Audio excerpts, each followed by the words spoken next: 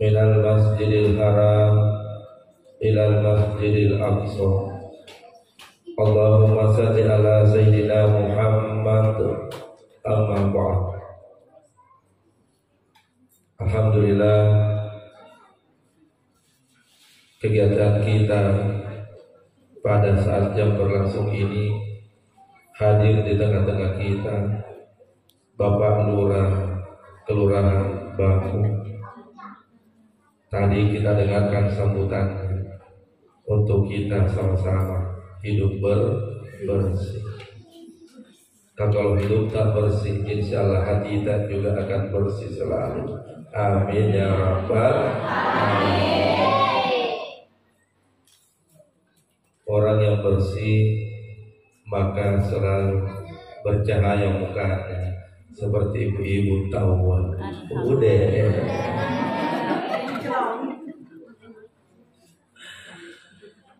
Begitu pula hadir di tengah-tengah kita Ibu Ketua Majelis Taklim Nur Rahman dan pengurus masjid, Pak RW, Pak RT, mohon maaf tidak menyebut RW RT masing-masing secara umum saja, serta seluruh majelis taklim yang hadir. Semoga kehadiran tak semua di tempat ini, insya Allah Allah akan mudahkan nanti kita semua masuk surga.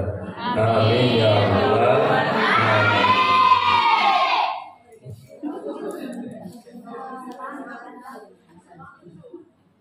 Insya Allah peringatan Isra Mi'raj kita pada kesempatan ini ingin mengambil hikmah. Satu, perintah Allah mengenai puasa itu wajib bagi orang yang sehat, tapi orang sakit wajib tidak. Bisa ya. Zakat itu wajib bagi orang kaya, tapi bagi orang yang miskin tidak wajib. Haji wajib bagi orang yang mampu, tapi mereka yang miskin tidak mampu juga, maka tidak wajib. Nah sekarang sembahnya orang kaya, orang miskin wajib tidak? Wajib. Orang sehat, orang sakit wajib tidak sholat? Wajib. Sama. Orang paling kaya dan orang paling miskin wajib atau tidak sholat? Wajib. Pasti ada hikmah di balik perintah. Kenapa sholat ini tidak bisa kita lakukan? Mesti kita selalu lakukan.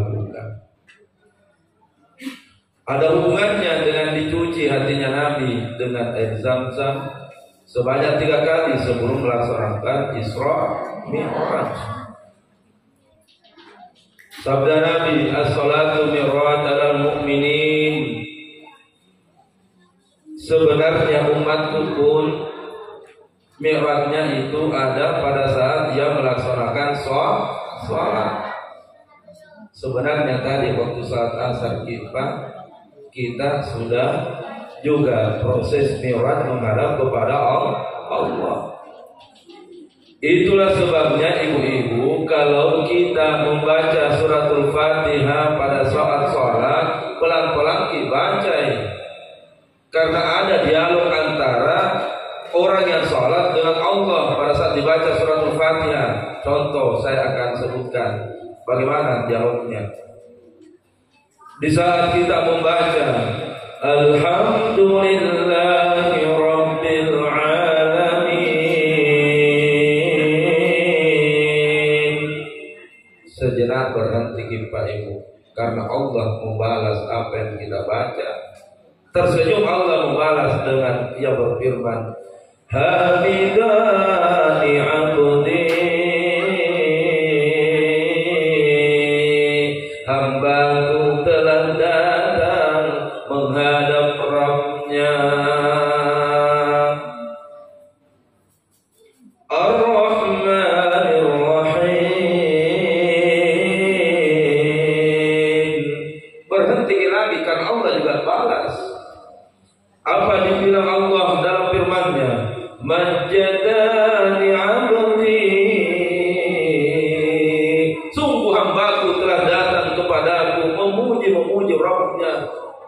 siapa memang kue kita ini, Bu? Siapa kita? Kita bukan siapa-siapa. Semua yang ada pada kita hanya titipan Allah. Maka sebelum kita mi'raj menghadap kepada Allah ketika sholat, apa hubungannya dengan dicuci hatinya Nabi, padahal hati itu tidak ada noda dan dosa sedikit pun. Kata Jibril kepada Nabi Muhammad, akan menjadi pelajaran kepada umatmu nanti, wahai Muhammad, dengan peristiwa dicuci hatinya engkau, wahai Muhammad.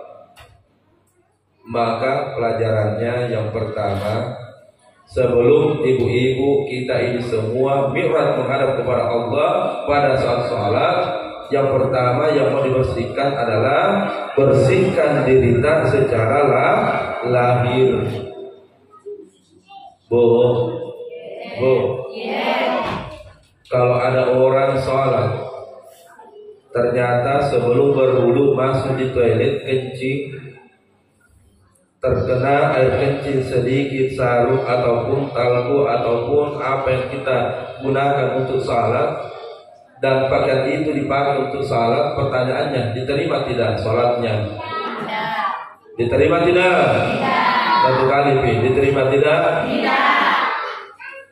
Engkau harus membersihkan dirimu dengan sebersih-bersihnya secara lahir. Pakaian juga harus bersih. Contoh-contoh baju yang dipakai dalam melaksanakan sholat itu adalah bersumber dari uang yang kita pakai membeli uang yang tidak halal. Diterima tidak sholatnya? Apa mau diterima? Dan sumber yang kita pakai membeli pakaian itu juga tidak halal. Itulah yang mau diperbaiki sebelum kita menghadap kepada Allah. Ustaz Azhar tidak lagi menjelaskan bagaimana satinja dan lain sebagainya karena sudah dibahas pada pengajian-pengajian sebelumnya. Maka yang kedua yang mau dibersihkan sebelum mi'raj sholat menghadap kepada Allah adalah bersihkan diri kita secara lahir. Yang mana itu sudah. Yang kedua adalah secara batin. Yang mana yang mau dibersihkan secara batin? Ibu-ibu tolong jawab dengan baik. Kalau ada orang rajin sholat tapi sombong, pertanyaannya, bagus tidak? Tidak. Besar-besar suara, bagus tidak? Padahal rajin sholat tapi sombong. Kalau manusia saja berkata tidak bagus, bagaimana mungkin Allah cinta kepadamu, wahai hamba yang sombong? Dan Allah suka. Allah tidak suka hamba yang rajin sholat tapi sombong. Sesama manusia saja tidak suka. Ada orang sombong karena menganggap dirinya paling kaya. Udah, yang bagi apa? Banyaknya orang kaya. Tapi ada orang sombong begitu di, ada deh. Ada. Tapi tidak ada di sini sama dia. Astagfirullah. Ada orang sombong gara-gara pangkat dan jabatannya. Yang bagi kapan sombong dengan pangkat jabatan, mohon maaf, itu jabatan ibu. Jangan sampai di sini ada yang mungkin ada jabatannya. Mohon maaf, kalau pensiun ki sebentar duhur, katakanlah duhur. Kalau sombong ki pada saat pensiun, maka asar maghrib sebentar, tidak menghargai itu tetangga. Betul tidak? Lah betul tidak? Nah, jadi tidak boleh sombong ibu RT RW. Dan hargai orang kalau pensiun lagi. Termasuk ibu-ibu ada yang sombong karena merasa dirinya cantik.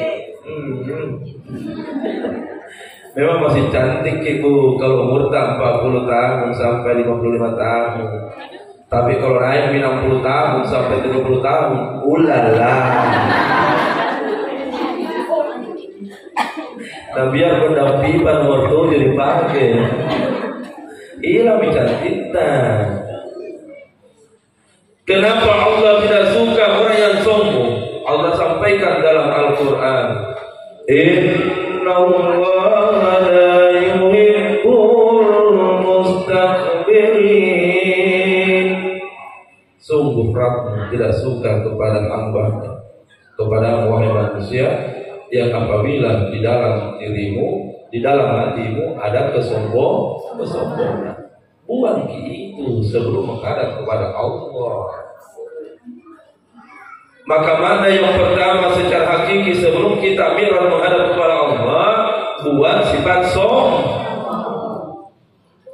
Itu maknanya secara hakiki. Jadi kalau sebentar ada orang rajin salat tapi sombong, langsung tanya, dia belum bersihkan secara hakiki dari penyakit hati. Yang kedua, sifat yang dibenci oleh Allah sekalipun kita rajin salat adalah sifat bahasa Arabnya al-bukhl, ataukah bahasa Indonesianya kikir, pelit, bahasa Bugis Makassarnya eke. Nah, coba saya tanya ibu, senang tidak duduk lama-lama dengan orang eke? Ulangi, suka tidak duduk sama orang eke? Siapa suka ke orang eke? Walaupun engkau rajin salat, engkau kaya tapi eke, tidak disuka oleh manusia. Manusia saja tidak suka, apalagi Allah. Apakah yang berseke? Karena ini harta titipan. Betul tidak? Banyaknya juga orang tidak sadar bahwa itu harta titipan. Mohon maaf, tidak ada orang kaya yang orang tuanya itu sebenarnya orang miskin konti. Perhatikan makin. Semua orang kaya saya perhatikan berkali-kali diundang sampai di Papua kiri kanan. Saya tanya yang mengundang orang kaya raya itu, apakah orang tua juga orang kaya, Pak Haji? Dia bilang, Ustaz, orang tua bisa orang miskin, Ustaz. Jadi saya bilang, yang kipai eke setelah Allah kasih ke harta. Eke. Orang yang rajin salat. Halo. Ulangi, orang yang rajin salat tapi eke tidak disuka oleh manusia. Itulah penyakit yang mesti dibuat. Banyak orang itu kalau rajin salat dan selalu bersedekah. Kenapa begitu bagus? Dicintai oleh Allah, didoakan oleh malaikat, disenangi oleh manusia. Bahkan bukan hanya manusia yang senang kalau orang selalu bersedekah. Bagi dia bukti, kucing. Perhatikan ke kucingmu. Kalau kita selalu kasih kepala ikan, maka kalau pulang dari pengajian ini, begitu masuk ke di area pagar rumah tangga, maka kucing yang ada di belakang itu lari menjemput dan menyambut kita. Perhatikan makin. Dia lari menjemput kita padahal dia ada di belakang. Baru sambil berusaha manja seperti ini menatap wajah kita. Tapi hakikatnya dia bilang begini, adakah?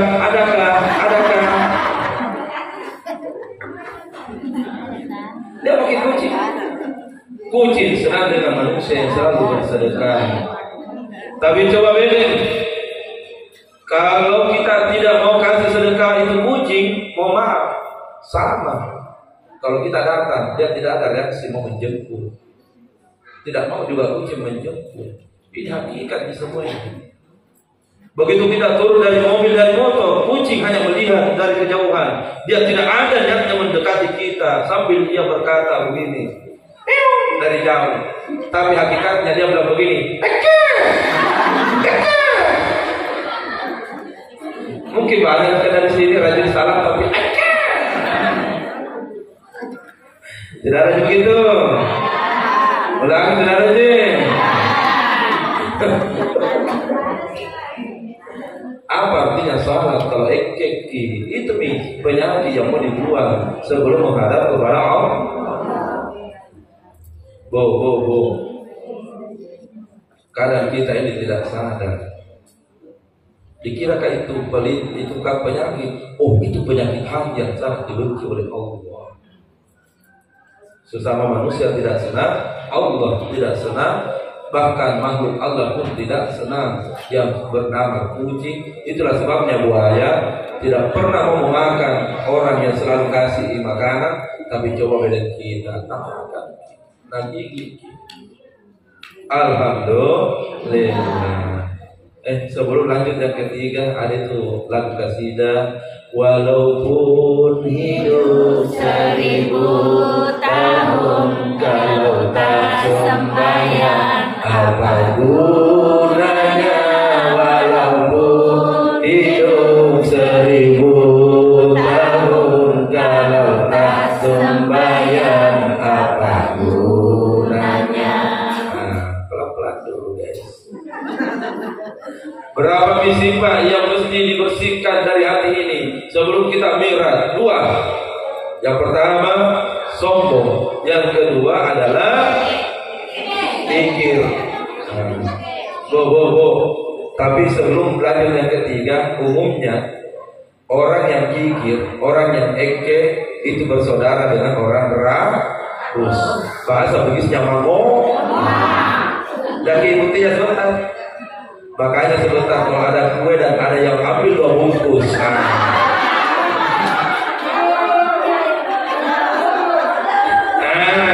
Jamir ini kopi-kopi saja. Nah ini nih.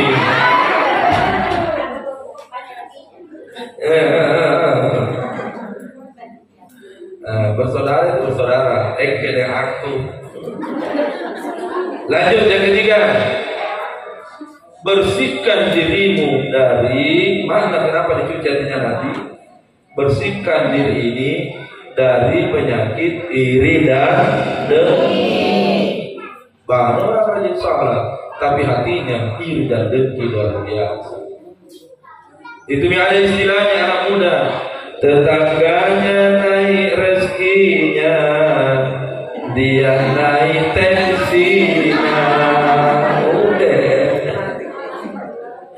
Begitu pulang dari sholat, tetangganya pakai motor baru, dia amaru. Bagaimana mau tenang hidup, penyakit hati? Akhirnya tetangganya beli mobil baru, dia dibawakan mobil ambulans. Bagus tidak kalau orang sudah rajin sholat tapi iri hati dan dengkinya juga besar? Bagus.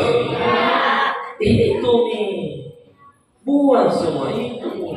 Makna kenapa dicuci hati itu dengan air Zam-Zam, padahal hati itu sangat bersih. Halo, tahu kata lanjut ibu? Perasaan juga ceramah di belakang bilang. Yang keempat, termasuk sebenarnya penyakit hati itu diantaranya suka maghibah. Itu bahasa Arabnya biasa orang sebut gibah, yang diindonesiakan bahasa Bugis Makassarnya bago, tapi tidak ada di sini. Ada. Semua pun ada yang bukan ada di sini. Tahan aja. Gosip, la ilaha illallah. Halo. Itu juga penyakit hati. Penyakit hati. Tambahin. Saya butuh pernah, tapi tidak menyebut nama kali ini. Pernah suatu waktu pulang dari pengantin, ada teman ikut 3 orang.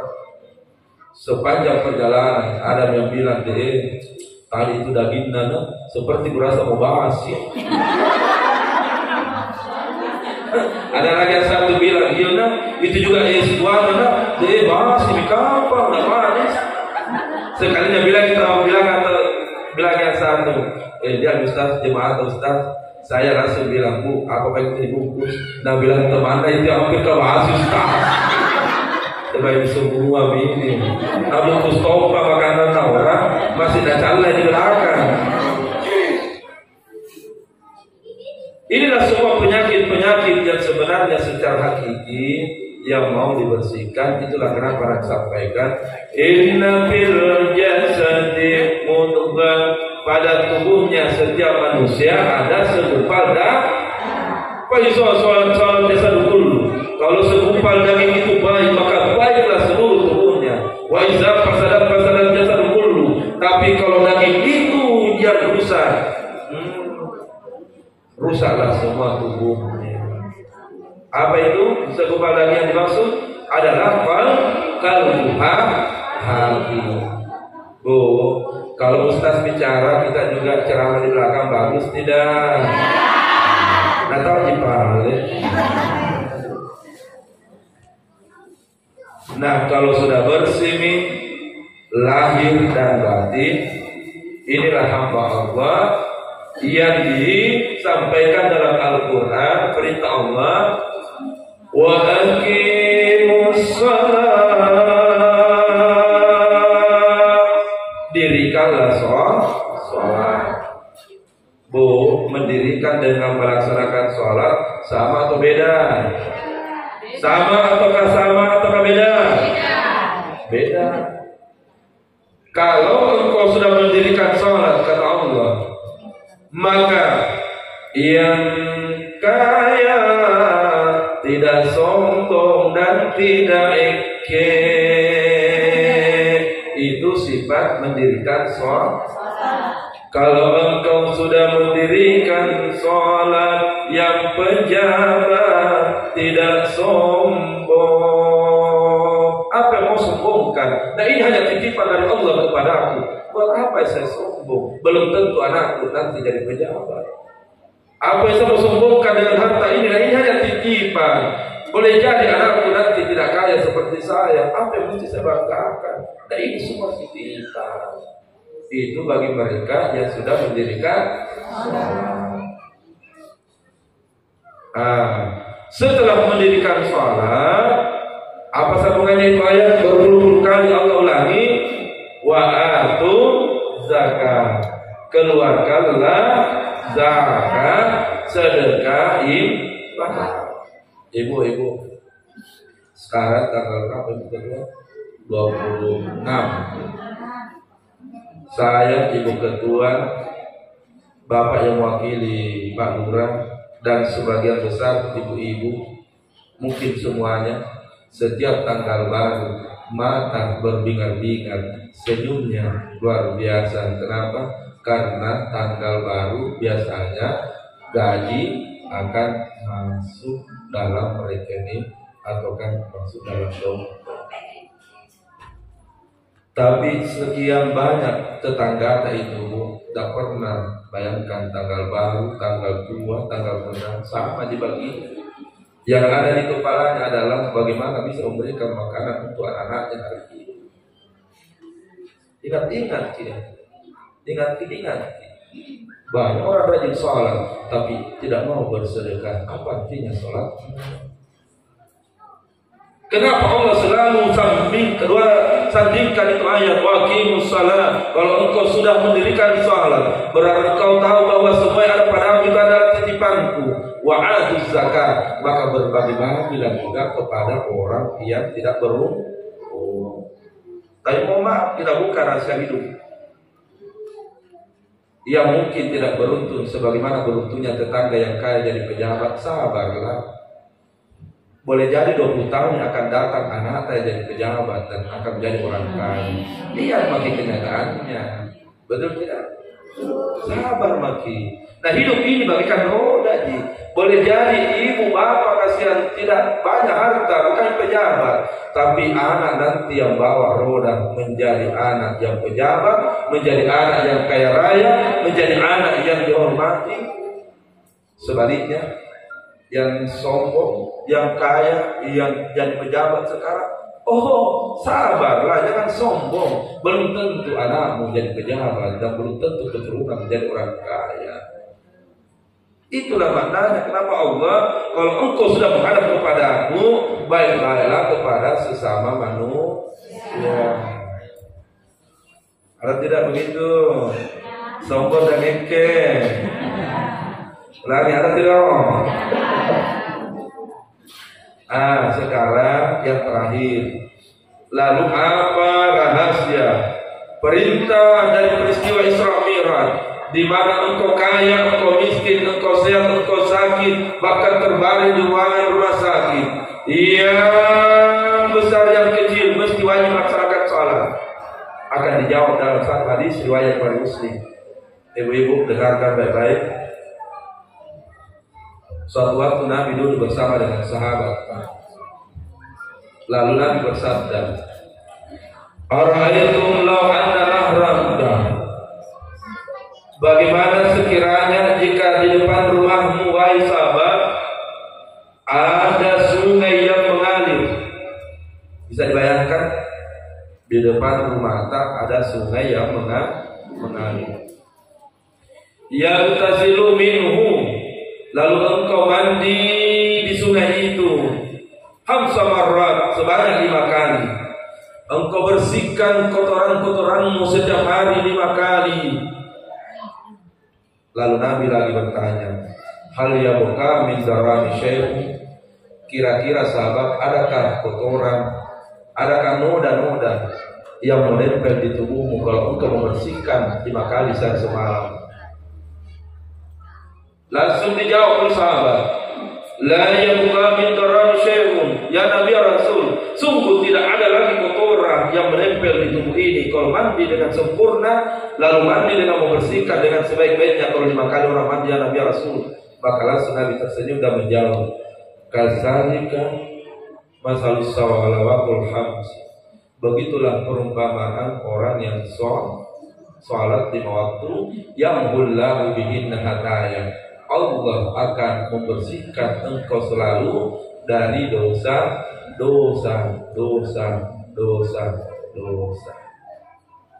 Itu hakikatnya. Kenapa Allah wajibkan orang kaya, orang miskin, orang sehat, orang sakit untuk sholat? Karena Allah inginkan kita suci pada saat dulu lahir di dunia ini, tidak ada dosa sedikit pun yang kita lakukan. Maka semoga nanti dimasukkan ke dalam tanah, dikembalikan ke dalam tanah, kita pun akan kembali menjadi manusia yang suci. Maka pertanyaannya kepada kita semua, apakah kita sudah dirikan sholat ataukah hanya melaksanakan sholat? Seandainya semua jemaah yang ada di masjid itu sudah mendirikan sholat, maka biar sendal yang harga 2 juta yang kita sudah beli, nah biar sepatu harga 3 juta yang sudah kita beli, dipakai ke masjid, yakinlah tidak ada orang yang mau ambil. Kenapa dia mau ambil? Dia tahu bahwa sendal itu bukan punyanya orang yang ada di masjid. Betul tidak? Itulah yang terjadi kita kalau di tanah haram, handphone di lubang, kira-kira ada yang ambil? Tidak pernah. Tidak ada orang mau ambil handphone. Kenapa? Karena orang tahu bukan punya tadi. Paling petugas ambil untuk simpan, bukan ambil dalam artian memiliki. Ya mengambil. Jikalau ada orang yang datang seperti wajahnya mencari-cari, maka petugas akan berkata, cari apa Pak? Mohon maaf, ada tadi handphone terlupakan. Bukan ini handphone tak apa? Ya handphone ambil. Kenapa? Karena mereka sudah mendirikan sholat. Lihat bukti yang ada kalau kita berada di Masjidil Haram, kalau kita berada di Masjid Nabawi, begitu Allah panggil hambanya, tahu tidak? Itu kalau azan. Sebelum saya sampaikan, ibu-ibu, bagaimana perasaannya bapak dan ibu kalau ada anak 3 kali dipanggil, anak, anak, lalu anak itu tidak ada yang mau balik. Bagaimana perasaan kita? Jujur jawab dulu. Perasaan tak marah, kecewa, ada semua kapan nih? Maka anak itu dikatakan dalam bahasa hari-hari anak kurang. Nah sekarang mau tanya, mana lebih kurang ajar anak yang tidak mau balik itu? Kalau yang memanggil adalah yang memberikan rezeki, kalau yang memanggil adalah yang mengabulkan doa-doa, kalau yang memanggil yang memberikan kesehatan, kalau yang memanggil adalah yang punya nyawa yang ada pada tubuh lalu dia berkata, Allahu Akbar, Allahu Akbar, lalu engkau tidak balik, memenuhi panggilannya. Siapa yang lebih kurang ajar? Jawabannya ada dan tidak semua. Bagaimana Bu? Ada atau tidak semua? Ketika yang punya nyawa ini memanggil, kenapa engkau tidak balik sedikit pun? Itulah saya sampaikan kemana-mana. Pak Lurah, kalau rapat ketika Allah panggil, berhentilah sejenak, jawablah panggilan Allah. Karena yang punya nyawa telah memanggil. Alhamdulillah. Ayo yang pernah haji umrah, kita kan punya pengalaman. Ketika azan dikumandangkan, kita mau beli baju, kita mau beli oleh-oleh, dilayani atau tidak? Tidak ada orang mau layani. Langsung seketika penjualnya bilang, halas, sudah, nah Allah panggil makin. Rezeki tidak ada yang terbuka. Itulah kenapa negara itu menjadi makmur, menjadi negara yang sangat makmur. Dan sangat telah kita ibadah di sana karena begitu azan dikumandangkan, kita semua berlari menuju untuk mendapatkan ampunan Allah. Akhirnya kita tutup ceramah ini. Sebenarnya rahasia di balik perintah yang terkandung di dalam Isra Mi'raj adalah cara Allah supaya kita senantiasa mendekatkan diri kepadanya, dan kasih sayang Allah supaya Ia memberikan ampunan seluruh dosa-dosa yang kita lakukan. Alhamdulillahirabbil alamin. Kalau hanya melaksanakan salat, itulah kenapa kita tidak menangis ketika sujud. Kalau hanya sekedar melaksanakan salat, itulah yang terjadi pada satu peristiwa. Ada tetangga saya tanya, di mana selalu salat tarawih? Dia bilang di sana kau Ustaz. Saya bilang ada masjid dekat rumah tak? Dia bilang jele imannya Ustaz. Masa imam jele? Mau maafin ini Pak Imam? Lalu saya tanya, kenapa imamnya jele? Dia bilang lama dulu Pak Mumpuna Ustaz. Oh, itulah orang yang tidak mengerti hakikat sholat. Dan cari imam yang begini bacanya, Bismillahirrahmanirrahim.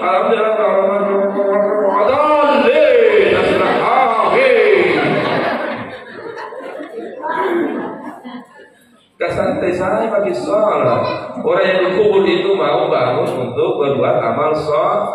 Kita terus diberikan kesempatan cari yang titik-titik. Alhamdulillah. Semoga ada hikmah dan pelajaran yang saya dipanggil. Maka ketika azan dikumandangkan, datanglah sujud di hadapan Roh. Dia yang menciptakan kita, Dia yang memenuhi kebutuhan kita, Dia yang punya segala-galanya yang ada di langit dan bumi. Maka jangan menjadi manusia yang sombong, yang tidak tahu diri bahwa dia hanya seorang hamba. Baik, akhirnya apa yang disampaikan ini kita berdoa di penghujung peringatan Isra Mi'raj ini. Kita cukup berdoa suratul Fatihah. Semoga hati dan pikiran ini dibuka oleh Allah supaya kita senantiasa terjaga memenuhi panggilan Allah kepada hamba-Nya. Ila hasimnya al-Fatihah. Ghairil maghdubi alaihim waladdallin. Amin.